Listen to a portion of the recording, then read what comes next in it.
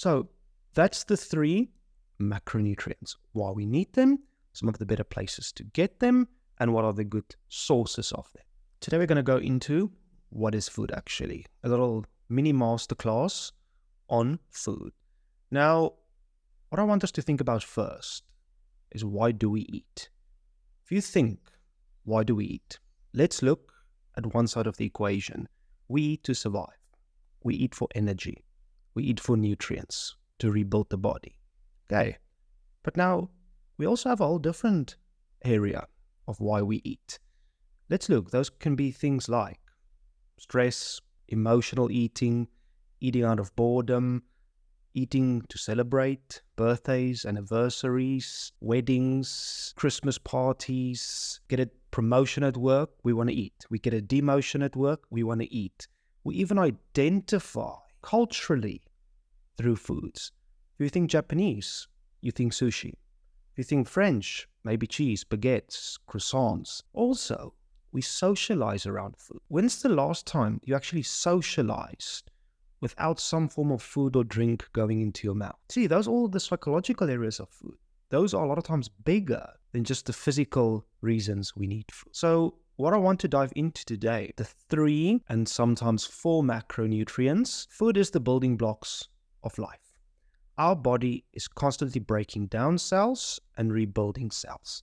How good those cells are is determined by what these 2 hands put into your mouth. That breaking down and rebuilding never stops. The thing is, your body doesn't stay the same. You can either work to make it better or it gets worse. It doesn't stay the same. That's where the 4 macronutrients come in. I said 4, you will hear why. Yes, there's micronutrients, but I'm not going to go into micronutrients today. I'm going to go into macronutrients. What does macro mean? Macro means big. This is where most of our food comes from, but also big in the sense of energy. Let's briefly touch on the topic of energy. The thing is, energy matters. Our body needs energy. But at the same time, if we consume more energy than the body needs, you are going to gain weight. The body can't destroy energy, and it can't just waste energy. The law of the thermodynamic state, energy needs to be transferred into another form. Let me put it this way. Let's say your expenses is 2,000 Rand per day, and I give you 2,500 Rands per day. At the end of the day, are you going to take that 500 Rand and put it in the bin? Hell no. You're going to put it in the savings account. And the body does the same with energy. If we consume more energy than the body needs, say that 500 extra calories, where do you think it's going to go? Be saved as fat. Yes, it can be saved as muscle if you give the body the stimulus to actually produce more muscle. So what about the other end of the spectrum? So let's say you want to lose weight.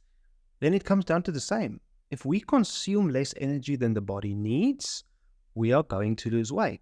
Again, that's that 2,000 Rand per day. Suddenly you're only getting 1,800. You need to take 200 Rand now from your savings account. The body does the same. So this is where energy balance does matter. Gaining weight and losing weight is an energy balance game. If we consume more, we gain weight. If we consume less energy, we lose weight. But now, yes, we've got the whole low carb, low fat, all these things. There's some validity to all of them. But energy is the priority for weight gain and weight loss. Now, let's go into the macronutrients. Generally, there's 3 main macronutrients. The first one being protein, second one being carbohydrates, and the third one being fat. We're going to go down in all 3, the what, the why do we need them, how much of them, what do they do, and all these kinds of stuff. Also, I said a 4th one, alcohol. Alcohol is a macronutrient for some people. Now, let's go to protein first. Why do we need protein? We need protein in order to rebuild cells, rebuild muscle. It is needed for DNA. Our immune system also needs it. And protein is very important to maintain lean muscle mass. Without adequate protein, we can't maintain and repair muscles. Muscles are very important because they are what keeps you moving. Think about it. A lot of old people when they usually start passing away?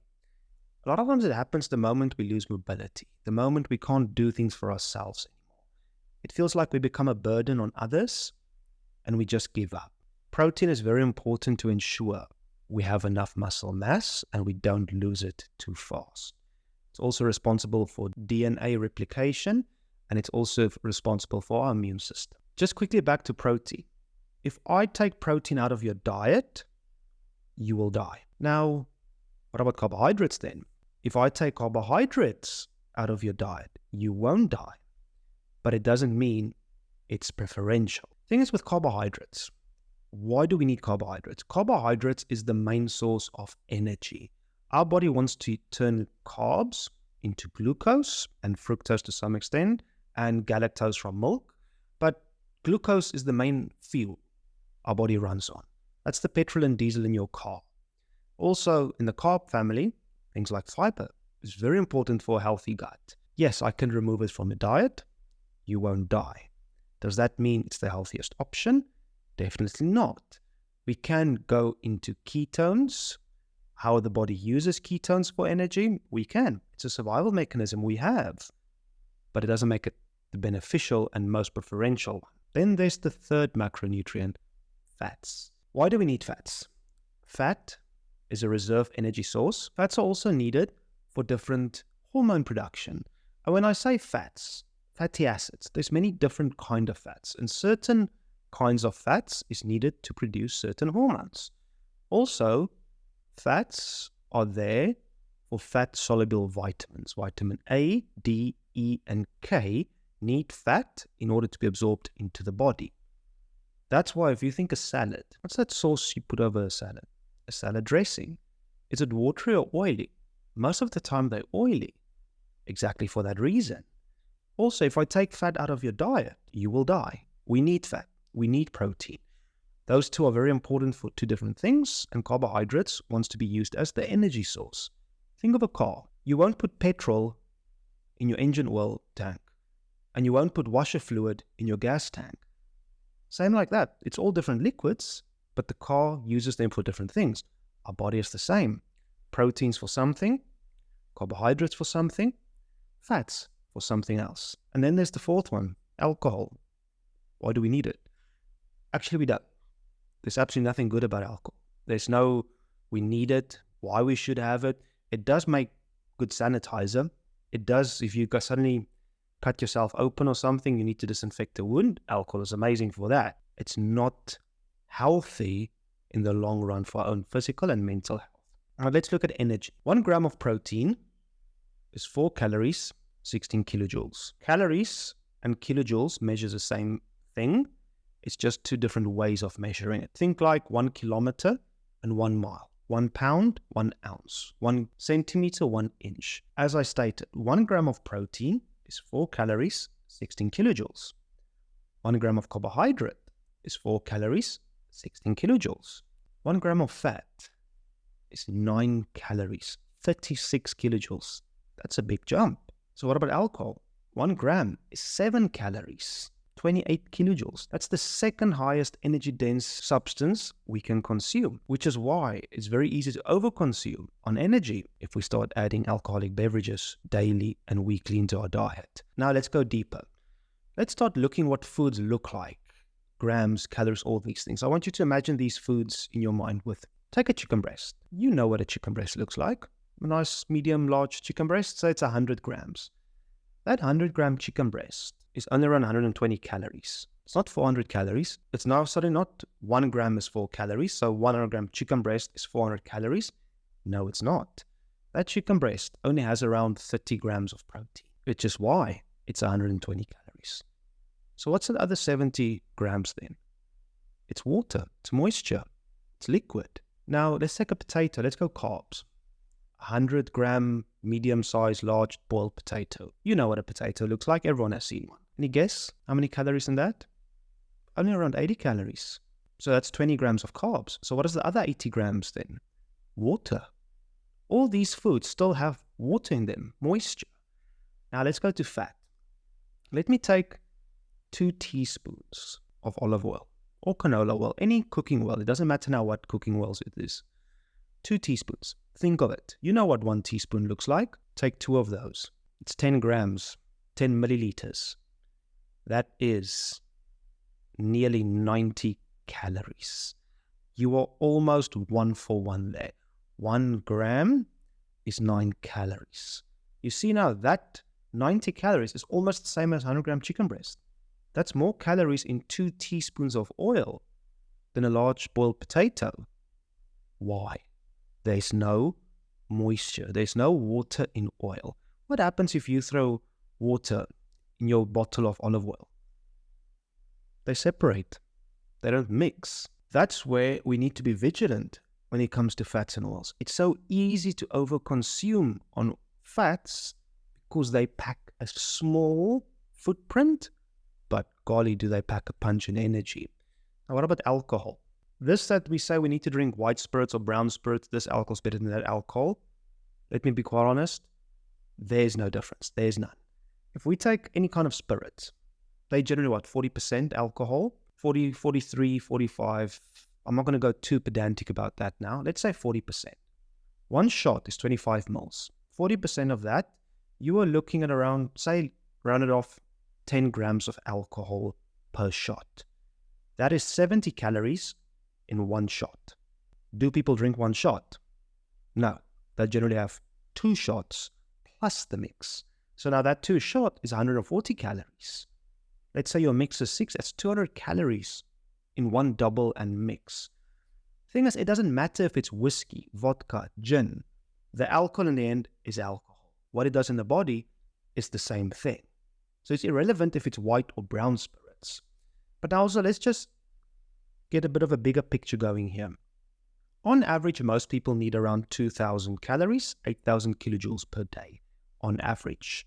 There's always people that need more, and there's some people that need less. But just for simplicity's sake, let's say 2,000. Okay, let's get back to alcohol. Now, that 1 drink, double, plus your mix, so it's 200 calories. Do people have 1 drink? Most people don't. It's usually 3, 4, 5, 6. Okay, what about wine then? 1 glass of red wine or white wine dry, you're looking at around 150, 180 calories. Okay, what about a draft? If you take a normal average castle draft, that's around 240 calories in 1.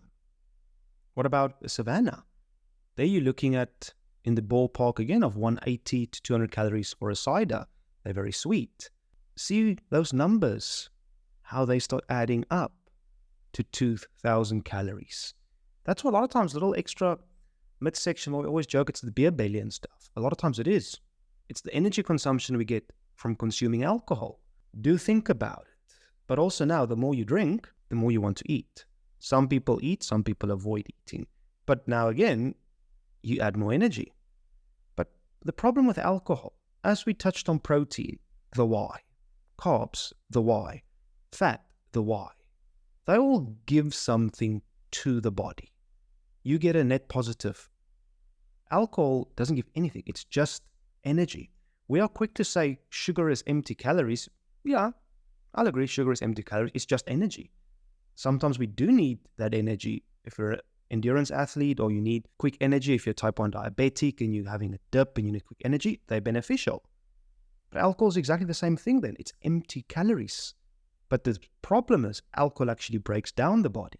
Now, coming back to these 4 macronutrients. Protein. What's the general guidelines for protein? How much protein do I need? When it comes to protein, once we reach the age of around 40, we want to increase our protein intake by 10% every 10 years to offset some of the onset we are going to have of sarcopenia, where the body starts losing muscle mass. That is unfortunately a downside from aging. Also, that muscle mass we lose, the older we get, the more difficult it is to get it back. That's why adequate protein intake becomes vital to ensure I keep as much of my muscle for as long as possible to keep me mobile. So the rule I always think about here is 1.6 grams to 2.2 grams per kilogram of body weight. So let's say you weigh 80 kilograms. That's anywhere from 120 to 160 grams of protein per day. The older you are, the more on the higher end we'll go. The more active you are, also a bit more high if you're in the gym, wanting to build muscle, working out hard, go more to the 2.2 area. If you're very sedentary, 1.6 fine. If you're an endurance athlete, we'll go to the 1.6, but we'll increase the carbs to fuel you endurance. Now, where's the best protein sources? Remember I said fat is very high in energy. So keep that in mind. When it comes to protein, leaner is always better. The leaner the protein is, the less energy is in it from fat additionally. Where 100-gram ribeye, you're looking at around 200 to 250 calories compared to 120 calories in a 100-gram chicken breast because of the fat. Be vigilant. I'm not saying don't eat them. I'm just saying be vigilant. It's very easy then to accidentally overconsume on energy without actually eating more food because you're increasing the energy density per gram of food. And also for the vegetarian options, tofu, tempeh, legumes, they're all good sources of protein. Key rule here, the leaner, the better. White fish, white meats, chicken breast, pork tenderloin, there's quite a few. It's easy to find a list. I'll drop down a list to a blog post where you can find a list of all these foods. What about carbs then? Yes, we're very quick to villainize carbs. Carbs make us fat. Carbs are the devil. Carbs is the thing that make me gain weight. No, irrelevant of carbs, it's overconsumption of energy that made you gain weight. Now, with that carbs makes me fat thing to keep in mind. Take a Starbucks or a Mug and Bean or any place that sells a nice big muffin. 60% of the energy in that muffin isn't actually the carbs, it's the fat. Have you ever tried to bake a muffin without any oil? It's horrible. You can kill somebody with it. You can drive by, throw that at the window, somebody will get killed. Same with a pizza.